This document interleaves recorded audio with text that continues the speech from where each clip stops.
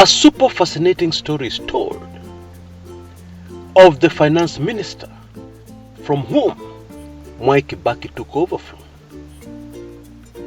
James Gishuru was known to be a man who loved his alcoholic drink, and he liked to have his drink downtown in River Road at CD bars, fully accompanied by security detail. And so one day, the finance minister, James Gishuru, went into a bar somewhere in River Road, and after his drink, he forgot his briefcase, which was an ordinary briefcase. That briefcase had very sensitive documents on Kenya finance, including suggested budget proposals that would change the prices of goods and services going forward. We used to call it the budget those days, when the government controlled all prices in the country. And he left this briefcase in a bar in River Road. Now it is not clear what happened, and it is not clear whether that briefcase was ever recovered or not. But Mwai Kibaki brought discipline and order and respect to the Ministry of Finance. And some of the things he achieved were directly responsible in setting the firm financial foundation, economic foundation of the country that has led us to where we are. Although we are complaining, we are much better off than many other African countries. And for that, we must thank Emilio Stanley Mwai Kibaki. Welcome to this video today, looking into the life, very quickly, of the man called Mwai Kibaki, who recently passed on. Karibu sana. I'm sure you're going to find this video super fascinating.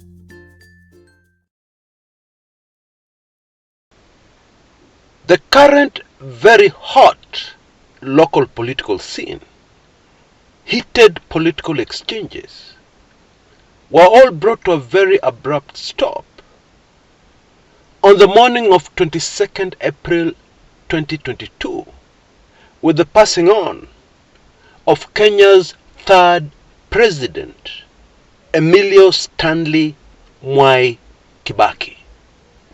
The very high political temperatures in the country currently, the bickering, the back and forth, all that was brought to a very abrupt stop. It is the habit of human beings that when somebody passes on, we focus on the good things they did. A violent armed robber is remembered as a generous member of the community. Well, what you can learn from getting only the positive side is minimal. And therefore, in the tradition of this channel, this video on the life of Mwai Kibaki is going to be brutally honest, so that we learn something. All of us, especially me. The story of Mwai Kibaki has reminded me once again of the very brutal nature of this life. where it is not how you run the race that is so important, but how you finish that race. Because Mwai Kibaki finished his race with two things that will forever be very vivid on the minds of Kenyans. The 2007-2008 very unfortunate tribal clashes, and the 2010 new constitution. Put in another way, the president who gave us the clashes and the president who gave us our new 2010 constitution. And yet, if one were to be very honest to themselves, we cannot deny the fact that 2010 would never have happened without 2007-2008 clashes. The first unfortunate incident is what forced the passing of the new constitution. Yes, that is how complex this life is and the story of the human being. Because history will record that the country tried for many years to come up with a new constitution and failed. And of course, the most spectacular failure was in 2005, when Mwai Kibaki's doctored constitution was rejected solidly by the people of Kenya. Anyway, although the way Mwai Kibaki finished his race may be up for debate, on the pros and cons, there's really no debate on the rest of the race, because Mwai Kibaki ran a race that was exceptional with many firsts. That's the truth. One of the very first comments from my late political lecturer on Mwai Kibaki, which he kept on repeating over the years, was the fact that Mwai Kibaki was the first Kenyan African to score the highest marks possible in the O levels. Because he got 6 points. Now, what 6 points meant in those days was that you had a distinction, the highest possible marks in all the 6 subjects you took. There is absolutely no doubt that Mwai Kibaki was a brilliant scholar. Indeed, one of my proudest moments as an African was when the third president of Kenya visited the White House, and took photographs with his host then, President George W. Bush of the United States, who in sharp contrast was always thought to be not very bright. It tickled me for days that here we were with a very bright African, who happened to be a Kenyan, meeting a not so bright Mzungu. Now, younger Kenyans trying to get a glimpse or trying to grasp what Mwai Kibaki was all about, I am sure will get very confused.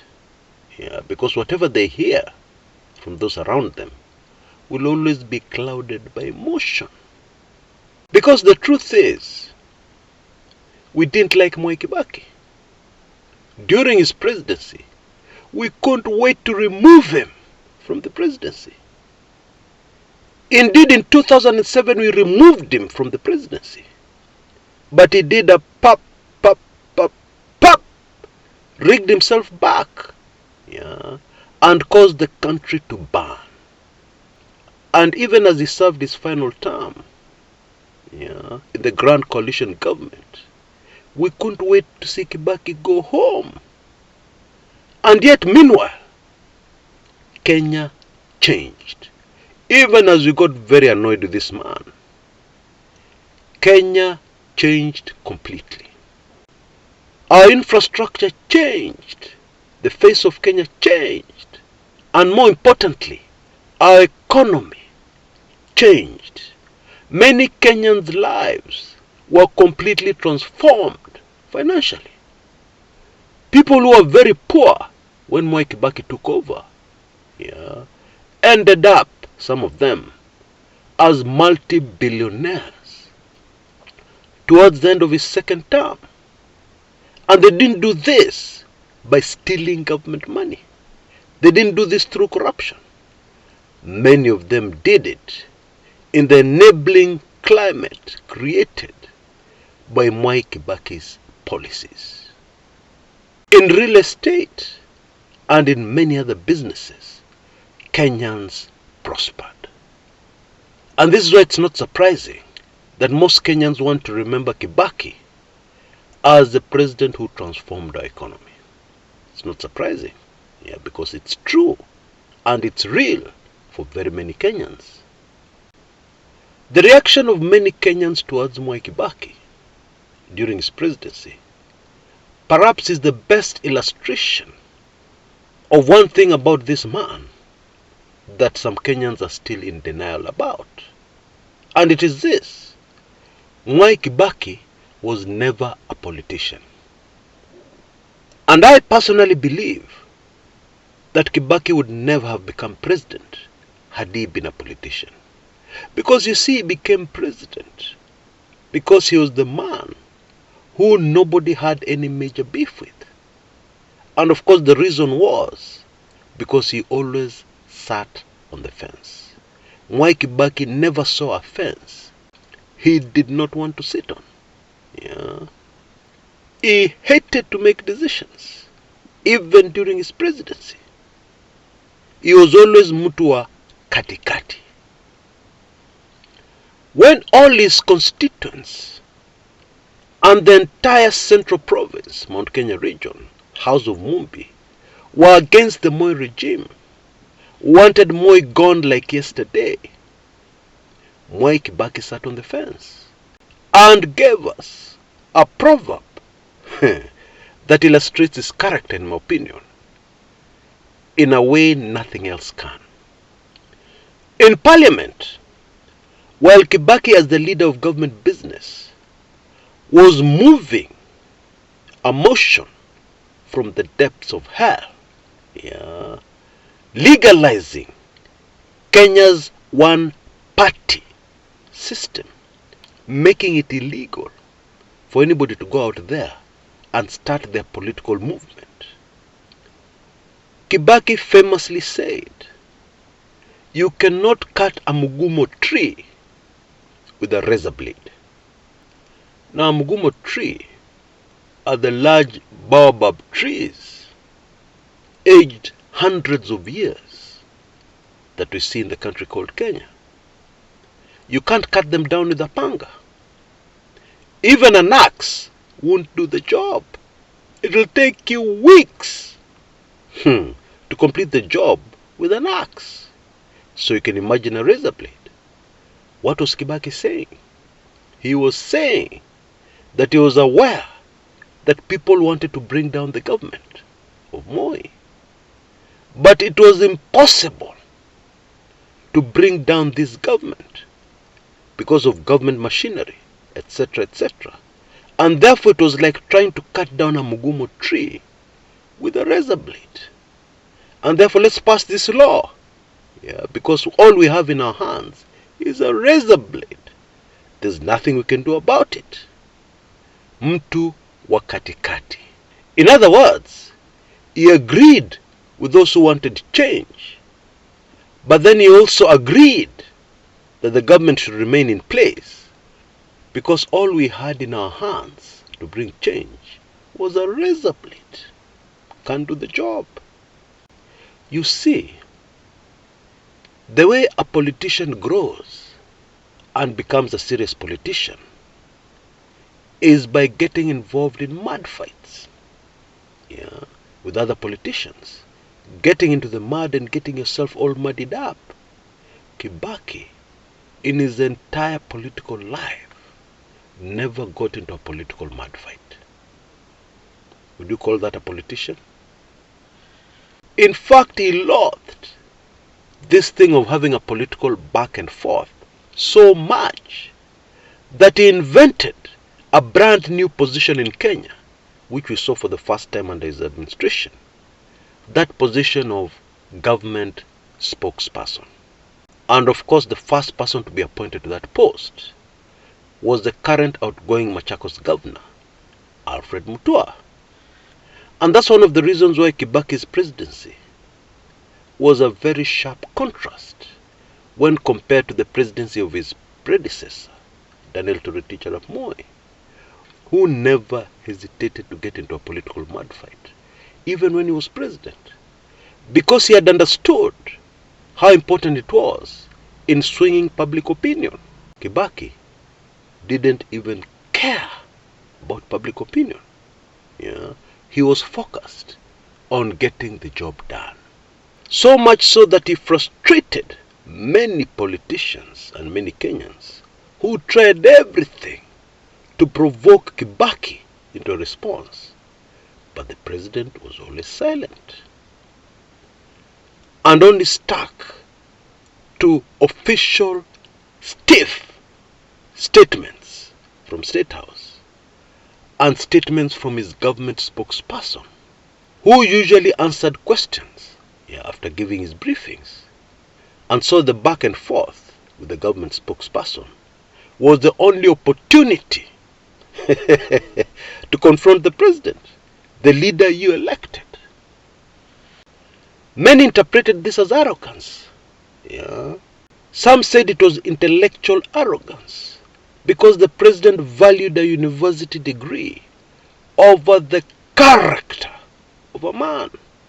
There are those who said Kibaki would not take you seriously unless you are from Makerere University, unless you had a degree from that university, where he worked for many years in the academic community.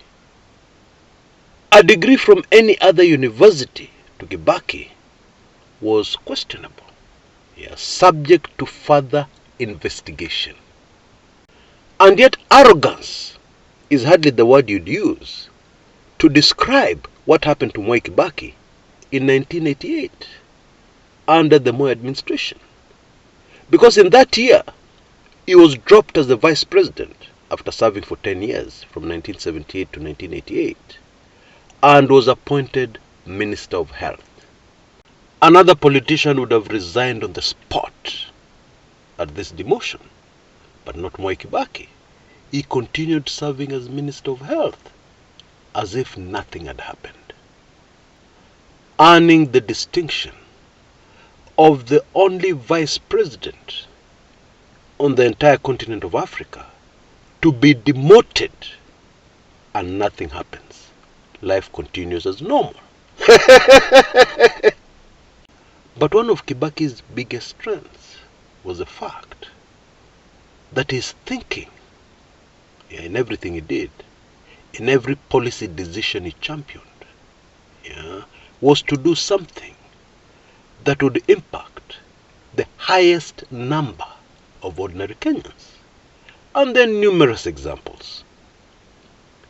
Free primary school education was one of the very first things Kibaki introduced. In fact, he championed it even before the ink on his signature, accepting the presidency, had dried. Now you need to appreciate the fact that there are very many prominent, prosperous Kenyans today whose lives would have been very different, negatively so, had Kibaki not made this one single decision to make it possible for anybody, no matter how poverty-stricken they are, to go to school, primary school, from standard 1 up to standard 8. Kibaki is also credited with introducing the Constituency Development Fund, which has done magic right across the country. It has reached the most remote parts of the country to bring visible change and a better Kenya for so many Kenyans from all walks of life. Now, I appreciate somebody brought up and living in Nairobi may not be able to fully comprehend and grasp the impact that the CDF has had. Even with all the corruption that has been associated to it, and embezzlement of funds, the funds that have actually trickled down and done what they're supposed to do have revolutionized the lives of so many Kenyans. His emphasis on infrastructure development, good roads, etc., etc., impacted and still impacts so many Kenyans. There is no doubt that Kibaki, Emilio Stanley Mwai Kibaki, was a very exceptional, brilliant Kenyan leader. Indeed, he can qualify to be called a great Kenyan leader. Yeah. However, it is sad because it is not how you run the race, but how you finish it that really determines how people will always remember you.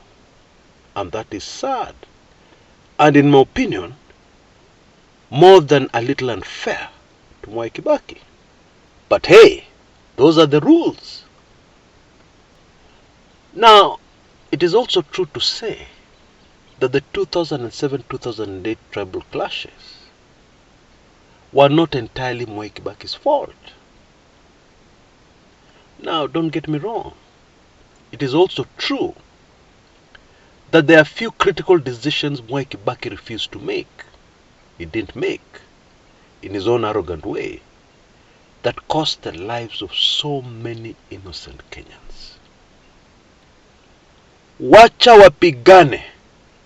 Yeah, many Kenyans say that is what the president said when his handlers informed him that the country was about to burn. He was slow, almost reluctant to make those key executive decisions and moves that would have saved many lives. Many members of the House of Mumbi will never forgive him, because they expected him, as a member of the community, to rush to their aid, and block anything bad from happening to them. Leave my people alone, or something like that. But he didn't. Wacha wapigane. Now, there are very many Kenyans who still don't understand what the 2008 clashes were all about. I have a book, a classic book, which I titled Let the Blood Flow, which is the most detailed, most revealing account of exactly what happened. For example, the main man who caused those clashes, the main man behind those clashes, to date has never been mentioned anywhere. Not in the ICC courts, not locally. He has not been mentioned anywhere by anybody. And therefore I highly recommend this ebook so that you understand the identity of this man and you understand precisely what happened. It wasn't all Mwai Kibaki's fault. Now you can see details on your screens right now in case you're interested in that ebook. I highly recommend it because it will change your view on a lot of things, and especially on the life of Mwai Kibaki and his true legacy, how we as Kenyans should always remember him. As a great leader, a person who did his bit, well and beyond expectations for a better Kenya. And by the way, when you purchase this ebook, you will get 1 year free membership to my weekly intelligence briefings. I suggest you really rush, because the special offer you see on your screens is supposed to be already over. It will be pulled out at any time. So make a decision quickly and take advantage of this very good price for information and details you will never find anywhere else. In summary, the president who gave us a new constitution, the president who gave us the Constituency Development Fund, CDF, the president who transformed our infrastructure, the president who transformed our economy, brought us the closest we have ever been to self-sufficiency, by collecting revenue locally to finance everything government does. The president who was never a politician, but ended up being a great leader. That was Mwai Kibaki for you. It is also very important to note that Mwai Kibaki is also the man in politics who was never linked to a single corruption scandal or any whiff of embezzling public funds during his very long career in public service, including during years when it was normal to steal public funds, especially during the Jomo Kenyatta regime. For that alone, I believe we must take off our hats to the memory of the man called Emilio Stanley Mwai Kibaki, if for nothing else. Now, Mwai Kibaki is the man who gave Uhuru Kenyatta, our current president, his name. He said he should be called Uhuru as he looked at the young toddler, just hours old in this world.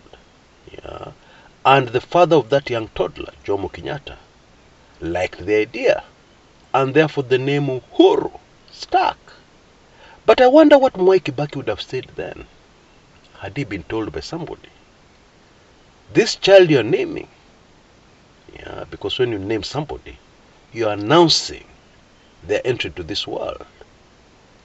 This child whose entry into this world you're announcing is the same man who will one day announce your departure from this world. I wonder what Mwai Kibaki would have said had somebody told him that then, because that is precisely what has unfolded.